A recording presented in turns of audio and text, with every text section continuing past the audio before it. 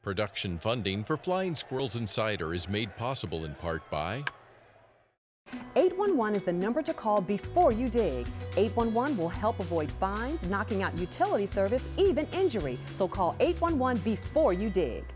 and James Limousine, driven to serve Richmond for 22 years. JamesLimousine.com, 804-273-1540.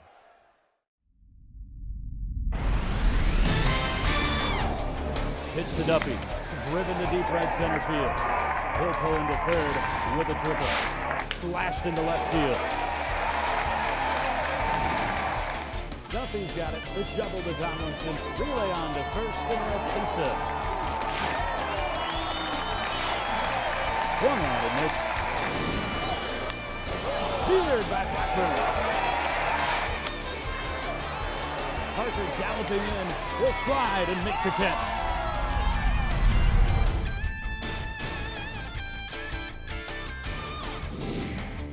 Hey there, and welcome to Flying Squirrels Insider. I'm your host, Jon Laaser. These guys, Burnham and Wes McElroy, in mere moments are going to explain to you how the Flying Squirrels are going to snap out of this skid. But before we get to that, we get to our new buddy, Utility Buddy, our newest community partner here on Flying Squirrels Insider from the City of Richmond Public Utilities. Utility Buddy, instrumental in conveying safety messages about natural gas, stormwater drainage, and calling 811 before you dig. To learn more about protecting the environment, visit richmondgov.com/DPU. And also, we want you to be geared up for the Flying Squirrels next homestand. You can win some Flying Squirrels free stuff. All you need to do is text FSI to 63975. Mobile marketing available through Opt-in Technologies. All right, guys, and Jay, I'm going to start with you. It has been a rough start to the season for the Flying Squirrels, to say the least. Can't really sugarcoat it. They're not playing well right now. Why? Yeah, nothing's gone right for this team, and if you happen to DVR the last episode, just delete it, because everything we said wasn't true, and it hasn't happened for the Squirrels. Unfortunately, when the offense gets going, the defense isn't there, the pitching is spotty at times, and so the Squirrels haven't been able to bring all three facets of the game together, and until they do that, then they're going to continue to struggle. And that losing streak continues. We had hoped that it might end yesterday, and the Squirrels did play better over the final two games of a Reading series, but went up against a Fightins team that has an all-prospect rotation. Very difficult to get your offense clicking in that regard, and that losing streak, West, right now sits at 12 games. It's been historic for the last week or so because previously this Squirrels franchise had not lost more than 7 straight. No, and I'm worried about defensive issues right now. This is a team that's leading the Eastern League in errors, and they're really struggling here. Mitch Delfino's struggling at third. Kelby Tomlinson, not a natural shortstop. He's been at second. He's been better at second. But then you got to look to the outfield. Javier Herrera is really struggling covering ground out there. You play at a place like the Diamond, you know, a safety in the NFL has got to cover a lot of ground. When you're in center field, you've got to cover a lot of ground. You've got to have good range. And he's struggling right now athletically. We've seen baseball become a small ball game where guys can spray the ball. You've got to be able to cover, and he is really struggling defensively out there. And Jay, speaking of struggling, over the first 2 weeks of the season, Richmond was really struggling limiting the opposition running game. We saw that get exploited. However, after we talked about it the last few days, it's gotten better. Yeah, that's something that they clamped down on, and they intentionally recognizing what's been going on against the Squirrels.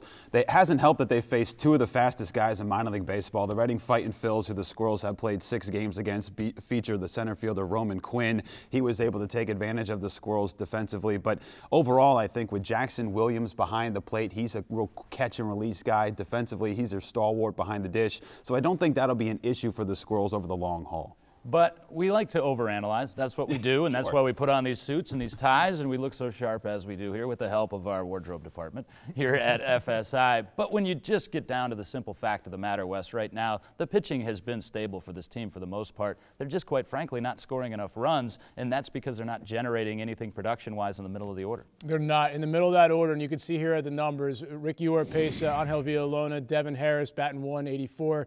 You look at the RBIs, you got 4 between the two of these guys, 7 ribbies between the 3 of them, 0 walks. You've got to be able to get on base, and where they're really hurting, the strikeouts. So not only are they not getting on base and not having productivity for those guys alone, but you get a guy who we'll talk about a little bit here, Kelby Tomlinson, who is getting on base, but you're not able to bring him home. Yeah, not bring him home, Jay. That leads us to our next conversation point. And to lose this many games in a row, obviously some timing things have to go against you, and you have to have some poor fortune. There have been some very untimely double plays grounded into. Yeah, and to kind of piggyback off of what Wes said, you need those guys to at least advance runners, and that hasn't been happening. Tomlinson has been, and we'll talk about him, has been one of the best hitters in the Eastern League, and he's certainly been a surprise for us to start the 2015 season. But when you get those twin killings, you lead the league, and in fact, amongst all of minor league baseball in the amount of double plays they've been heading into, those certainly will kill any opportunity you have to score runs. All right, that's as negative as we're willing to go on FSI because you have to talk about the losing streak. It's there and some of the struggles, but let's talk about some of the individuals, and you touched on it. Kelby Tomlinson, he's really become a dynamic top-of-the-order guy. Wes, you got to spend some time with him this week. How has he been able to do that? He did. He'd spent a lot of time. First of all, he's working with Kenny Joyce. Kenny's got to working with his base, with his legs, putting more of his legs into his swing. He said that helped out. But Kelby, as you guys know, he's a quiet individual. He likes to talk to people. He likes to pick their brain, but he's really interested in sitting and watching guys. And he mentioned 3 guys that he just sat, he collectively watched. Hunter Pence, obviously, in spring training, Buster Posey, and another guy that we're familiar with, Matt Duffy. He said he learned so much from watching Matt Duffy grind and at bats and take pitches and work on the pitcher. And he said he put that into play, and he watched Duffy, and then he picked his brain about it, and you can really see that in the way, not only the way he's swinging the bat, but also the way he's approaching at-bats. Yeah, and it's a lot different look this year, Jay. And Mac Williamson is not a guy that we've seen over previous seasons like Kelby Tomlinson is. We've seen some good, we've seen some bad from Mac, but what we know is we're going to continue to watch because he's the headliner for this offense. I don't think we've seen the full potential of Mac Williamson just yet. He does have 1 home run that came on the road in Bowie, so the Richmond fans haven't been able to take in the plus power that Williamson has to offer. I would say his strike zone discipline has been pretty good, especially for a power hitter. But what's impressed me most about Mac Williamson is we talked about the lack of defense for the Flying Squirrels. His defense in right field has been much better than advertised. Yeah, particularly in that Bowie series where he made a number of highlight reel catches. He did have a moment of concern when he slid and made a catch, took up a big chunk of Prince George's Stadium field. Yeah, take that, Bowie grounds crew, and your Field of the Year awards in the Eastern League. And he joked about that afterwards. Well, let's switch gears to the pitchers in just a second, but we have to talk about the 3-hole hitter. A lot of pressure placed on Mitch Delfino to start this season, and you talked about the defensive struggles, Wes. Offensively, there have been nights where it's clicking, there have been nights where it's not, and I think right now just shouldering a lot of that load has become somewhat of a grind for Mitch Delfino. But I think that he is a guy that's going to be a catalyst for this offense as they inevitably pull out of this funk. Let's talk about pitching, guys, because today we will be joined by James Limousine, Coach of the Week, Steve Kline. We've got him here in studio. He'll be on FSI Field with me in just a moment. And we saw Steve in our last episode, and that was enjoyable. And we're going to see him go to the mound a couple of times and also get some progress reports on these guys, including Kyle Crick. But I want to get your thoughts on those, Kyle Crick. Let's take a couple of moments here. I think he continues to subtly improve, Jay. Yeah, absolutely. And look, Crick is the top pitching prospect on this unit, and he's a guy that you might not notice, or the fan might see his box score and say, okay, 4 innings pitched, a couple of strikeouts, not a great outing. But from what you see within the details for Crick, he's making strides. He's leaning on the curveball a little bit more this year, also mixing in a changeup, and the swing and misses are still there on the fastball. Now, the fastball is not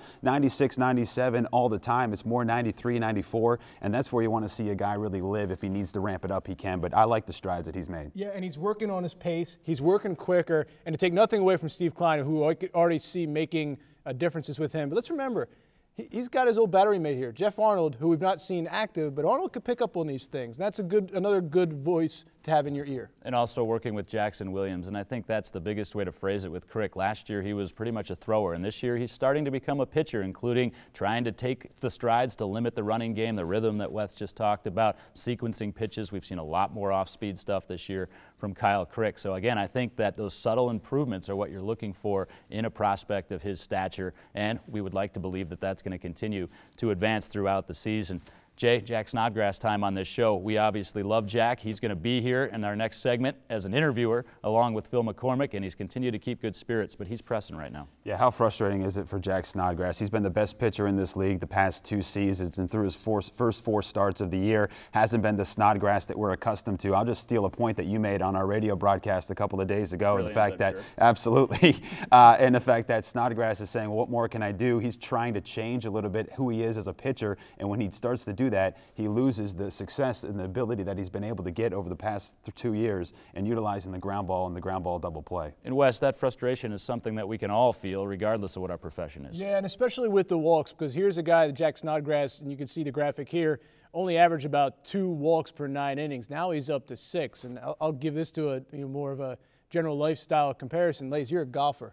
If you get out there one day and, for 5 days a week you're hitting the ball straight down the fairway, and then one day you start slicing it and you can't figure out why you're slicing it, maybe he's working on other things that are taking away from what he did well, and that just adds to the frustration. Yeah, absolutely. And I don't hit it down the middle 5 days straight, by the way. I slice it, and then when I hit it down the middle, I'm like, hey, I am ready for the tour. Jay, last year we saw manager Russ Morgan only get ejected one time. Russ was certainly not one for theatrics. Dave McElroy was in the previous 3 seasons. He would use the opportunity to try to fire up the ball club. We've seen Jose Alguacil already shown the gate twice through the first 3 weeks of the season. Is that frustration in this losing skid, or is it trying to motivate this team? I think a little bit of both. We've get to know Augie on a personal level. He's a real fun, infectious personality to be around. But when you lose 12 straight, you need to try and get into the bag of tricks to do something to figure out how to get a win. And unfortunately for Augie, that hasn't worked out. And Augie continues to be very fun to be around. I think he is a good voice to try to pull a struggling ball club out of those struggles, and we saw it. He's gotten his money's worth as he got ejected in Bowie and kicked a little dirt on the plate. Wasn't anything egregious here at the Diamond a couple of days ago. Took the base out and just subtly set it up the line to make his point. We are done making our points here from our baseball desk, but FSI has so much more to come. Jack Snodgrass, Phil McCormick take over as FSI correspondents, and they introduce you to what they are calling the Baby Squirrels. Some of the new members are featured down the line. James Limousine, Coach of the Week, Steve Kline joins me on FSI Field. Don't go anywhere. This is Flying Squirrels Insider.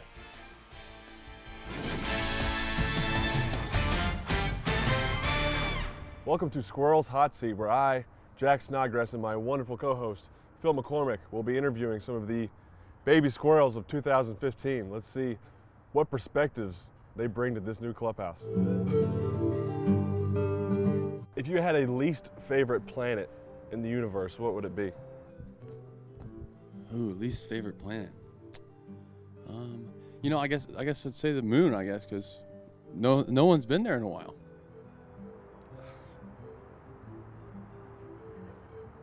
You realize the moon is not a planet, correct?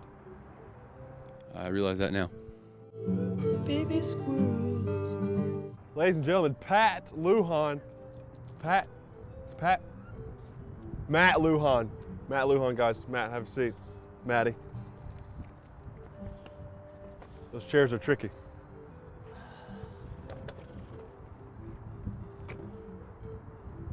Yeah, there we go. If you had to be a particular flightless bird for the rest of your life, what would you choose to be?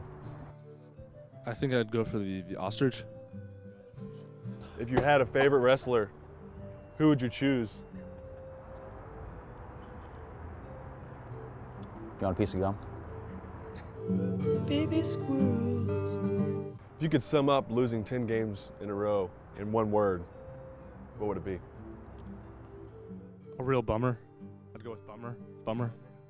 Bummer works. That's what it is. Thumbs down, folks, on 10 games in a row. We're going to do better. I promise. Who would you choose? The Rock. The Rock? I respect that. What about a favorite movie? Oh my gosh. Was that The Peeper's Elbow? For farming purposes, do you prefer John Deere or Caterpillar? Baby squirrels.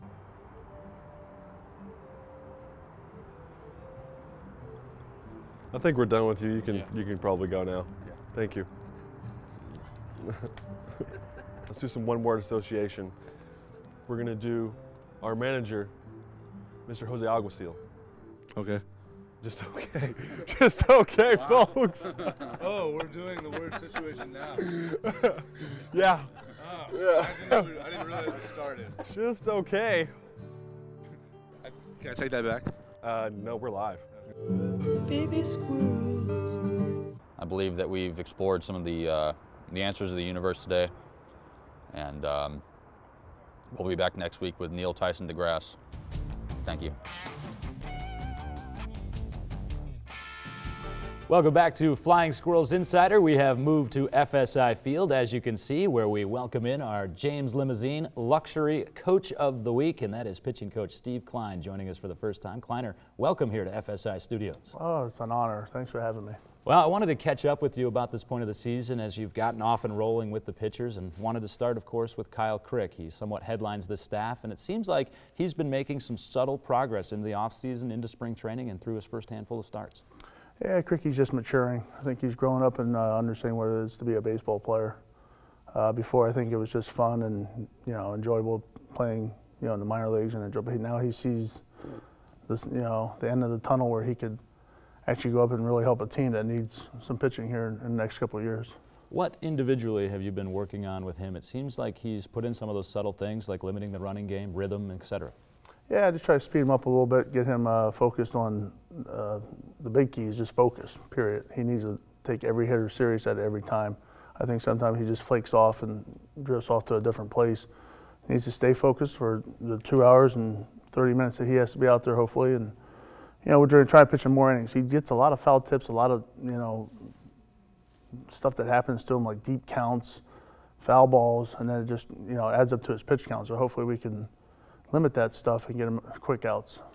No secret, this team has been struggling in terms of wins and losses, and it's easy for us to forget, and we do sometimes. The name of the game is development, getting these guys to a point they can help the big league club. Is that difficult at times for guys to focus on their own individual development while the team struggles?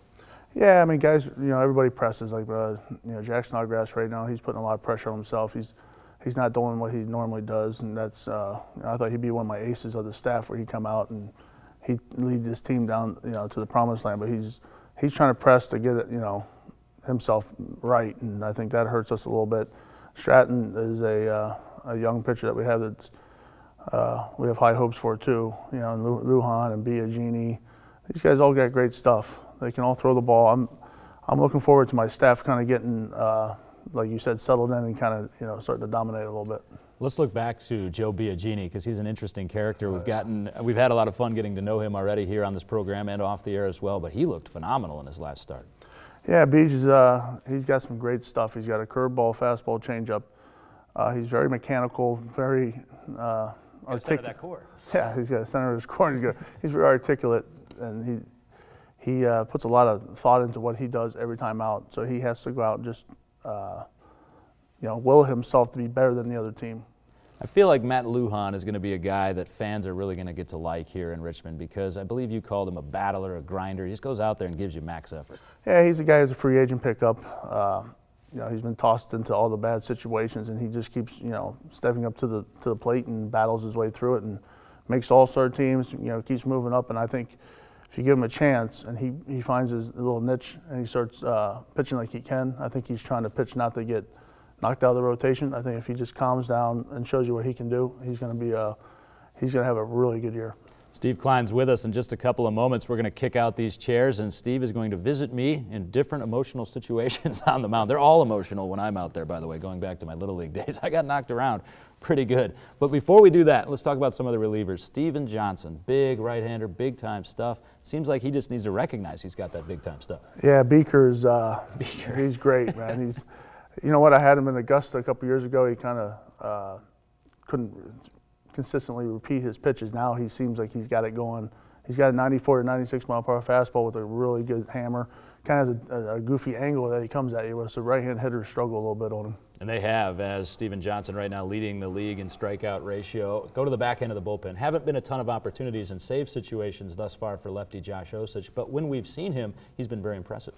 Yeah, Osich is a guy, he's battled injuries all his career, and he's been here a couple years.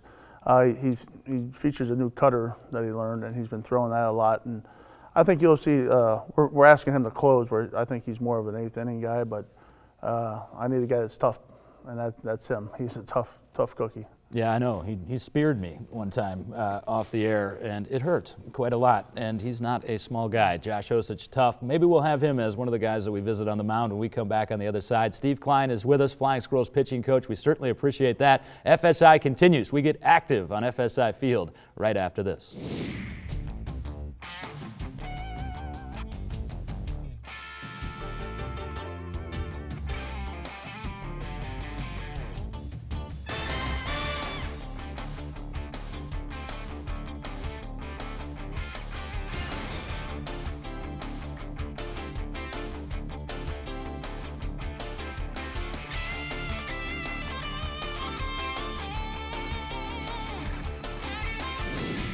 FSI continues. These are our favorite segments. We get onto FSI Field with James Limousine, Coach of the Week, Steve Kline, and we want to show you what transpires when he comes out to visit some of his pitchers. And as you're about to see and hear, that's different depending on the situation and the guy. We're going to start with one of our favorites on the show, left-hander Jack Snodgrass, who just pitched yesterday. In fact, we're going to take this deep into the game, 6th or 7th inning. Jack's struggling a little bit, Coach Kline. He's got a couple runners on. We've got to set the defense. And we're also approaching the pitcher spot in the order. And here comes Coach.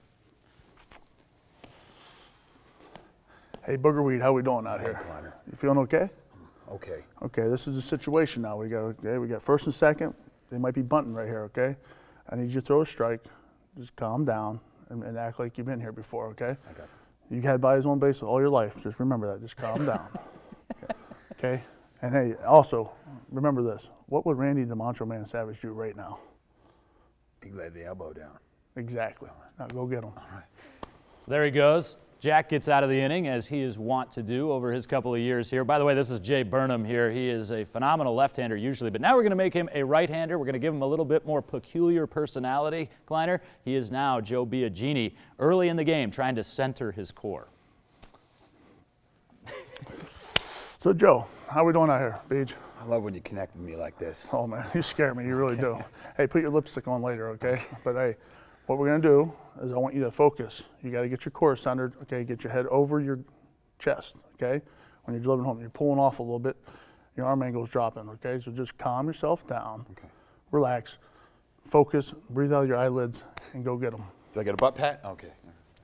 A lot of guys need that extra encouragement at the end, which Steve is more than willing to supply, as he is humor, which we've already seen on this show. And Coach, sometimes a guy just needs to loosen up, settle down. He might be a little too uptight. We've seen that a couple times with lefty Matt Lujan.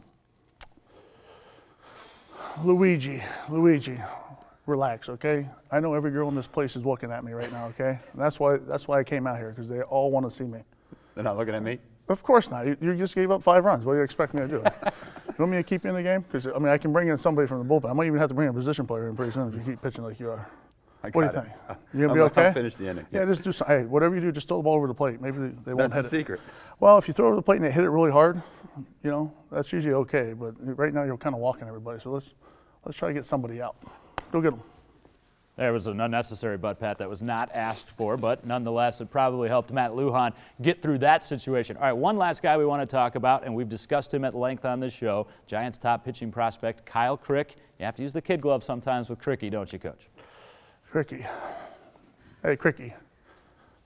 God knows, I know you're the top prospect in this organization. You want me to bring you a Coke and maybe a donut? What do you want? What do you want? Because I mean, you get everything else handed to you. So if you want something, let me know. I mean, you're good. You're great. Okay. Everybody's going to tell you that, but I'm going to tell you the truth right now. Okay. You can't move up if you can't get people out. And obviously, you're kind of struggling. And also, the pitching coach is a lot better looking than you. So how do you feel about that? I'm going to strike this guy out, and then I'll eat a churro if you got any of those. Well, we have some churros for you, but Adam Vish might not like that. Okay. But good luck, kid. So there are 4 very different scenarios as pitching coach Steve Kline visiting Jack Snodgrass, Joe Biagini, Matt Lujan, and also Kyle Crick. And of course, as we said, situations really dictate that sometimes, don't they? And our situation is we're out of time. Unfortunately, it has been an action-packed Flying Squirrels Insider. Squirrels about to hit the road. They'll come back with some victories in tow, and this losing streak will be a thing of the past. As Crash Davis explains in the iconic minor league baseball film Bull Durham, you don't ever mess with a winning streak. If you ate a certain meal the day before and won, you eat that same meal, preferably at the same time and in the same spot the very next day. The same goes for just about every other aspect of life. Do what you did last night can generally be heard ringing through the team clubhouse following a win. And in some extreme cases, it might be taken to the next level. Yes, I am talking about not changing undergarments. But if that is true of a winning streak, what then is done to try to snap out of a losing skid? The Squirrels have been pondering that notion for the better part of 2 weeks now. Some suggestions are, of course, lighthearted, such as wearing pink socks or sprinkling salt on the bat rack. But as the days continue to pass without a win, the ideas, they get a bit dicier. Everyone remembers Jake Taylor saying, "We should have gotten a live chicken," in the movie Major League, of course referencing a potential sacrifice. The Squirrels have a live pig at the diamond, and at that, a rally pig. When the runs and the wins aren't coming, someone or something must take the blame. Which is why, as the losses piled up this past week on the Boulevard, it was probably wise for Parker to keep a lower profile than usual, and maybe even find a darker corner of his pen to hide. I kid, of course. Probably. That'll do it for us this week here at FSI. Jon Laaser for everybody on our crew saying we'll see you at the ballpark.